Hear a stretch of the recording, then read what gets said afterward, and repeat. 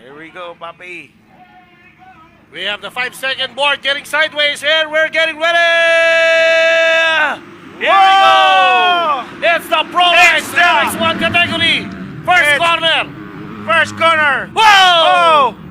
I think that's nakahalo-halo is Buboy Antonio, rider number 5. Kasama dun sa kumalat. Buboy Antonio is the points leader in this category. Jiraj won a lap on the first race. Hindi ko nakita yung Ocean. Okay, rider number Jiraj 77. won a lap, number 77 from Thailand. He's the young guns of the FIM Asia. And now, on the second place, it's Bornok Maosong, our Filipino. The king is here. All right, it's Bornok Wow, Maosong second place.